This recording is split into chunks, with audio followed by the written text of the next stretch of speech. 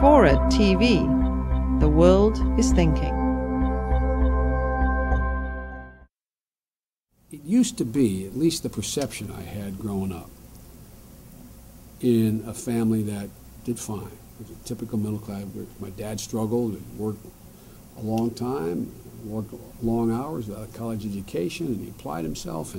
But there was always a sense, he had the absolute there was an absolute certitude that he had, that his kids were going to do better than he would. I mean, it wasn't even, I remember he used to say to me, Joey, you're going to get a college education because they can never take it away from you. And I'm wondering, what in the God's name are you talking about? Take away? I mean, what good's a college education if you don't have a job? But to my father, and I think his whole generation, there was this sense, an absolute certitude that things were going to be better for his kids. Opportunities were going to be better. This sounds trite, and I know I am at heart a politician, which I'm proud of. But look, folks, ask yourself, how many people in my dad's circumstance in the year 2009 really believe in their hearts that their kid's going to get a better shot than they got?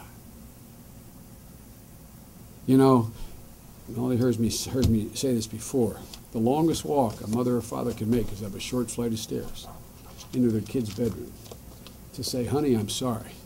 You can't go back to St. Mary's or Cooper School. You can't play in that same team. You can't, Dad lost his job. Mom lost her job.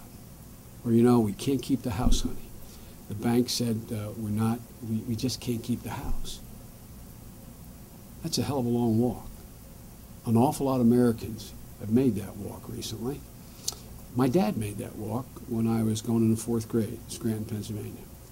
Like millions of people. No Horatio Alger story.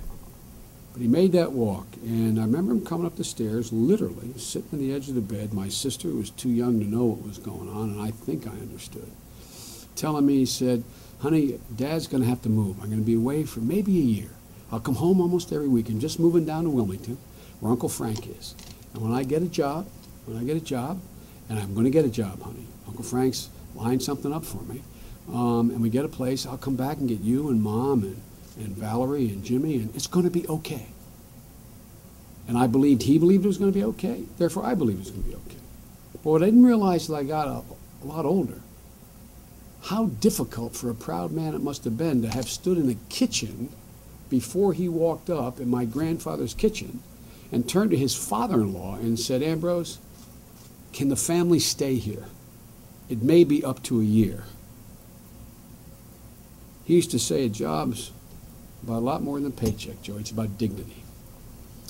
An awful lot of people are stripped of their dignity. This recession has accelerated in a way that we haven't seen since the Great Depression. But the truth is, there's an awful lot of people out there who are just wondering, are they going to be able to say what my father said and believed? And our goal, this administration goal, is that every one of those parents who made that walk to be able to look in their kid's eye and say, honey, it's going to be okay.